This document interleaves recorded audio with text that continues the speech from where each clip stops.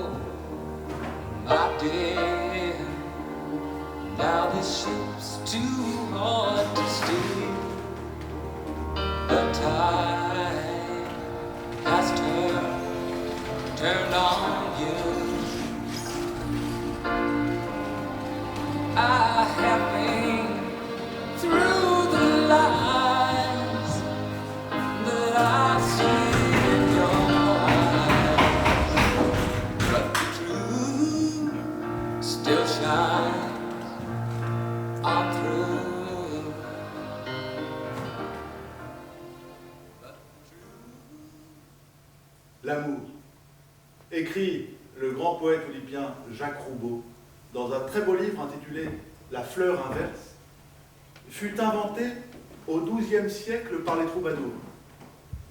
C'est-à-dire que non seulement le sentiment amoureux devint le moteur essentiel de la poésie à cette époque, mais plus encore, à mon sens, que ce que nous appelons l'amour courtisan, flamboyant, fulgurant ou même romantique, ne devint lui-même que par le visage que la poésie et la musique purent lui offrir, en l'inventant, le façonnant ainsi, et en invitant tout un chacun en conséquence à désirer s'y conformer comme un miroir admirable.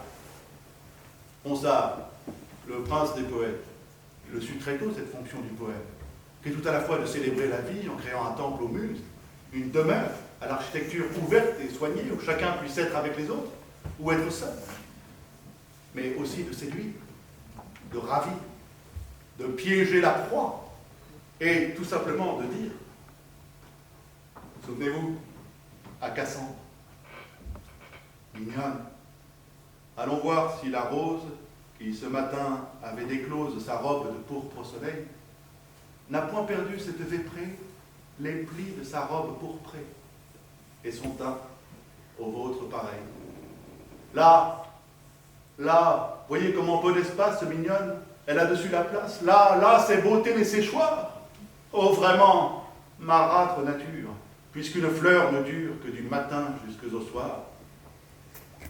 Donc, si vous me croyez, mignonne, tandis que votre âge fleuronne en sa plus verte nouveauté, cueillez votre jeunesse. Comme à cette fleur, la vieillesse pourra ternir votre beauté. Ainsi, la poésie invente l'amour. La poésie est amoureuse quand elle n'est pas désespérée. Et contrainte, car un poème comme celui que je viens de vous dire est bien sûr plein de contraintes. En l'occurrence, il s'agit d'une ode composée de 3 cisins en octosyllabes, où alternent harmonieusement les rimes féminines suivies et les rimes féminines embrassées élégamment par les masculines. Ronsard est lui aussi un rat, ou un mulot, un architecte surréaliste, plagiaire par anticipation, un inventeur de l'amour, palpitant miracle. Nous, du monde ancien, nous avons cassé le moule, et à l'instant où les débris s'éloignent, le constat de cette perte vient conforter son ultime leçon. Tout est à commencer, à réarpenter, à recommencer. Palpitant miracle. Palpitant miracle, c'est d'ailleurs le titre d'un beau présent que j'ai écrit. Un conte qui dissimule puis révèle le nom d'une femme aimée autrefois.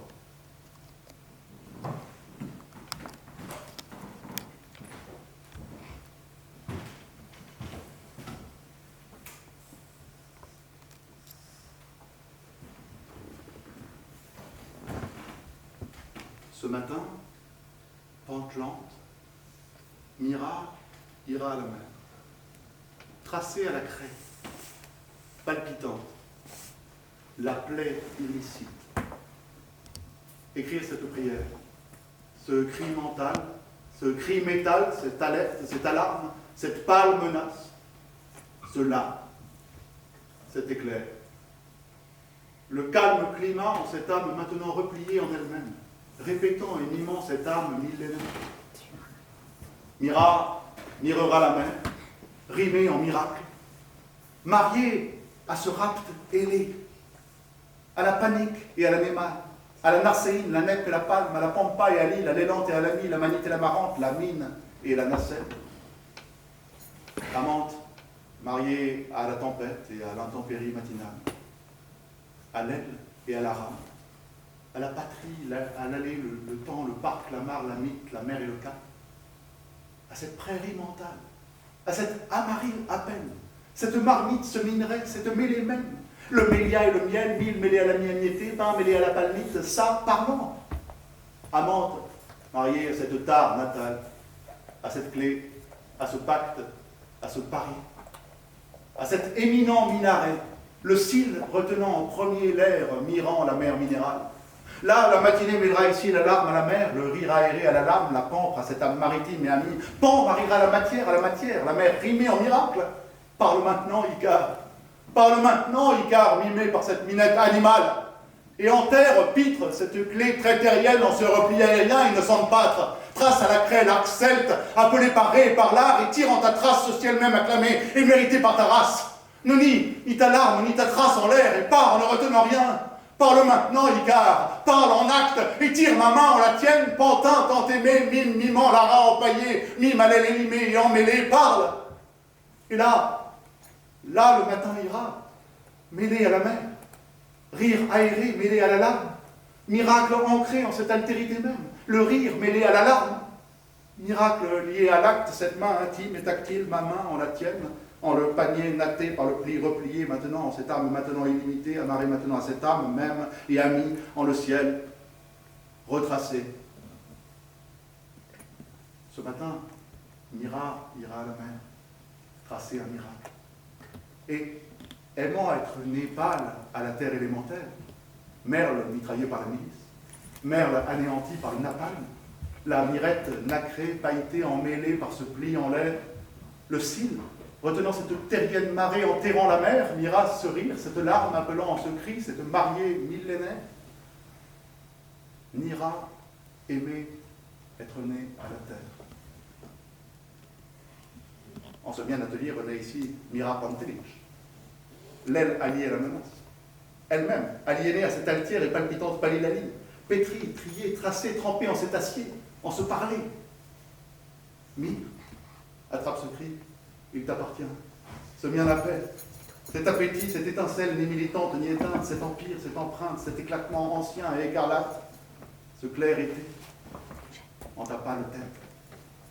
Âme tant aimée, tant aimante, merle, petite perle, Mira, ici mienne, ta race ici accaparée, ta plaie maintenant licite, écrite.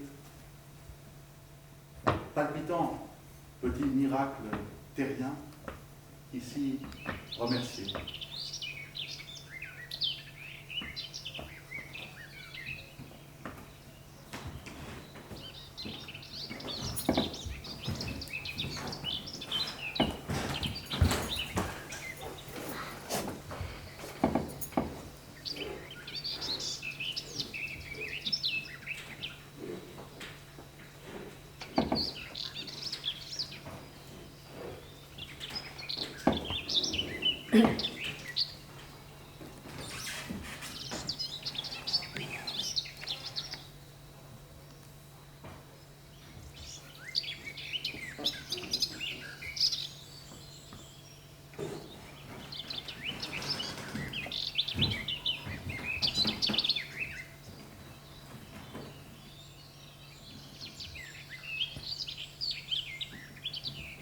Depuis longtemps, très longtemps, trop longtemps peut-être, j'ai donc entrepris l'écriture de ces portraits d'hommes et de femmes.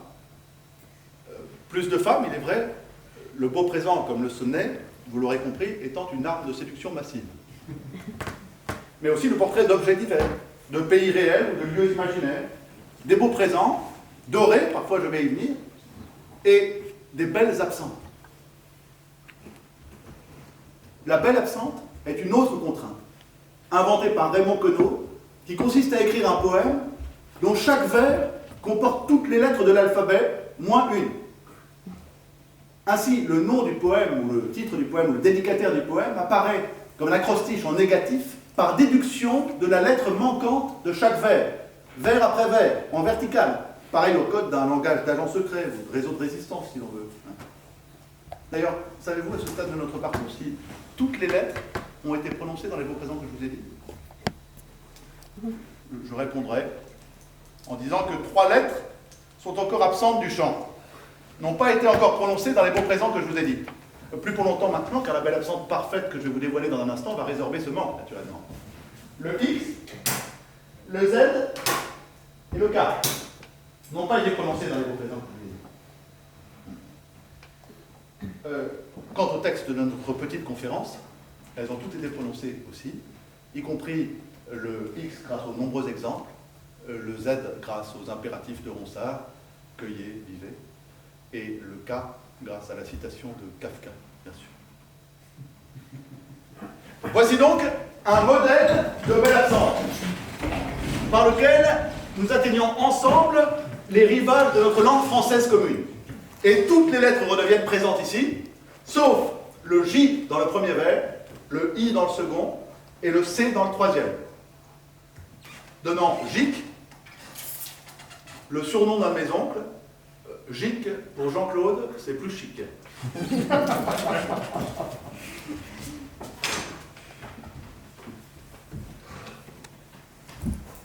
Les zébrures magnétiques de l'avion dans ce ciel pluvieux waterproof ne gênent pas le pêcheur sur son kayak. Sur ton yacht, tu regardes jusqu'à la lune exacte et tu penses aux warrants, aux zérotages des commandes, aux effluves de kérosène flambé. Aujourd'hui, calife, un verre de Rérès et un bout de gorgonzola aux mains, Valkyrie toujours demain, figure qui s'envolera pure au zénith. La belle absente est donc paradoxalement présence, ombre portée. On dit les morts absents, chante un de mes amis dans le même ordre d'idées. Je le cite, ils tirent des ficelles les morts qu'on croyait abolis. On a l'heure posthume au cadran du souvenir. On se demande si c'est pas le grand-père qui fait la courte échelle comme ça pour se distraire entre deux battements d'ailes. On dit les morts absents, mais on y pense souvent. Mais il en va de même des êtres de chair qui parfois nous obsèdent à distance, n'est-ce pas? Je fais souvent ce rêve étrange et pénétrant d'une femme inconnue et que j'aime et qui m'aime et qui n'est chaque fois ni tout à fait la même, ni tout à fait une autre, et même et me comprend, écrit Verlaine. Voici donc, en exclusivité mondiale pour vous ce soir, une belle absente présente justement en chair et en os. Ce qui n'est pas souvent le cas, je vous le garantis. Écrit à partir du nom et du prénom de ma femme, Christine Rindac, qui est bel et bien présente avec nous ce soir dans la salle et dans la vie d'ailleurs, et qui est toujours vivante, et qui ne m'a pas forcé à faire cette petite conférence, ni à l'intégrer dedans d'ailleurs. Ici, je n'ai éliminé des lettres exotiques que le WXZ. En effet, les Oulipiens, Pérec notamment, éliminent des belles absentes les lettres jugées trop exotiques, comme le KWXYZ. Cependant, son nom comportant un K et un Y, je n'ai éliminé des exotiques que le WXZ, moins une à chaque fois par vers, dans l'ordre du prénom et du nom. Donc, dans Christine Rindac, Christine Miram, maintenant que nous sommes mariés, mais ne rentrons pas là-dedans, la phagocytation du nom de jeune fille par le mari, c'est un autre débat. La première lettre absente du premier vers sera le C. La deuxième, le H, un troisième, le R, et ainsi de suite. Moins les cités précédemment. J'enchaînerai avec une autre belle absente, suivant le même modèle, adressée à un de mes camarades metteurs en scène fameux, dont le nom comporte un Z.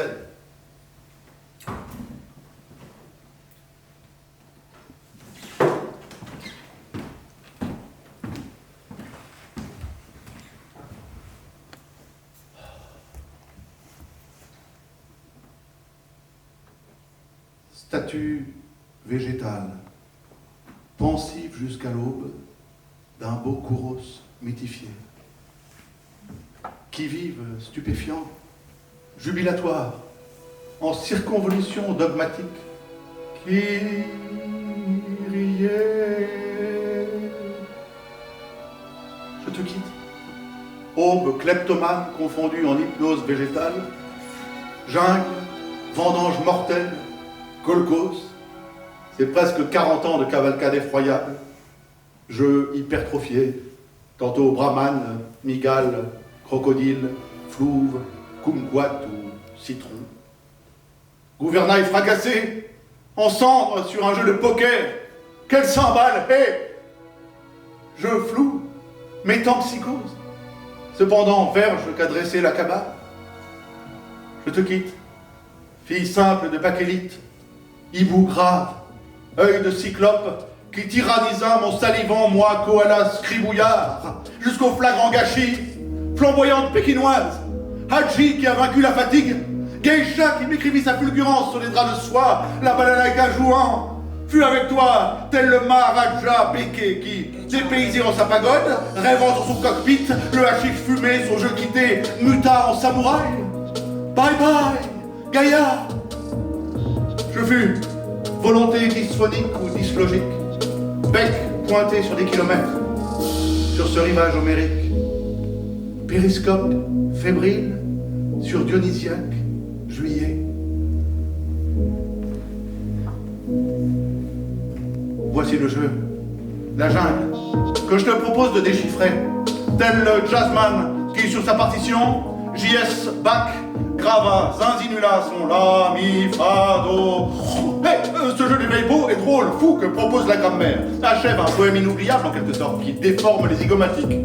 Ils ossotent, pourrons-nous dire, grise même, bien que confession honnête d'un jeu, peut-être bien qui sait, sous influence zoroastrienne, jonglant avec des hirondelles.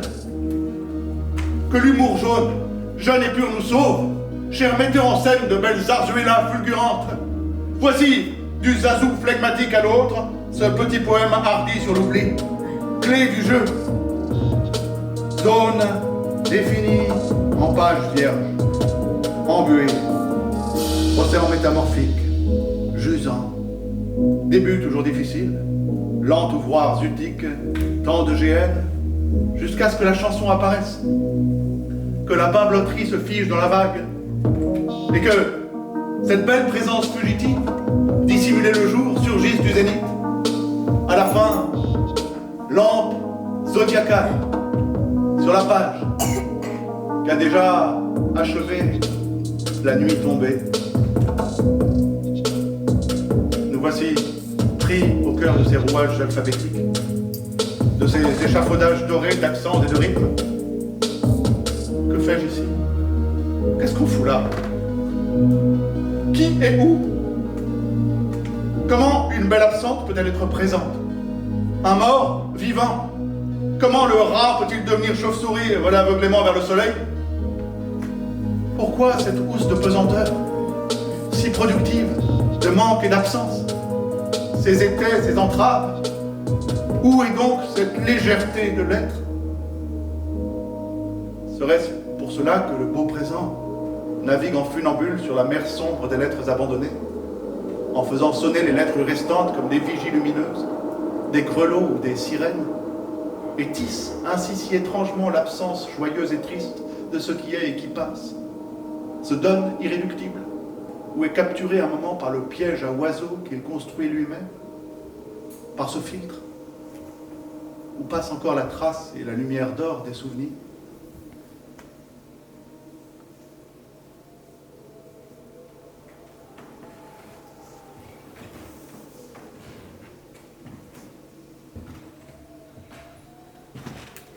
Mais venons-en à ce qui nous rassemble sous le titre de cette petite conférence, Beau, présent, doré. Entrons définitivement dans l'antre et acceptons d'y perdre connaissance.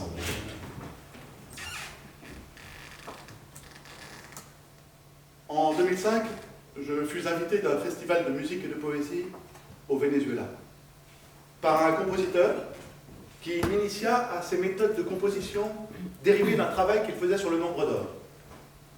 Le nombre d'or, ou section dorée, est une proportion définie initialement en géométrie comme l'unique rapport A sur B entre deux longueurs A plus B, tel que le rapport de la somme de ces deux longueurs sur la plus grande soit égal au rapport de la plus grande sur la plus petite. En d'autres termes, cette feuille faisait 55 cm, la plus grande des longueurs 34 et la plus petite 21. Si nous divisions A plus B, soit 55 par 34, nous obtiendrions à peu près le même nombre, le même rapport de proportion qu'en divisant 34 par 21. Le nombre d'or, désigné dans l'alphabet grec par la lettre phi, équivaut 1 plus racine de 5 sur 2, soit 1,618 033 98 06 81 25 21 82. C'est aussi mon numéro de téléphone portable si vous souhaitez des précisions à la fin. Cette propriété algébrique le lie à la suite de Fibonacci, mathématicien italien qui note et observe que le nombre de portées dans la reproduction des lapins n'est pas régulier, ni un simple multiple de 2, mais exponentiel, en trouvant cette suite qu'il découvre et invente.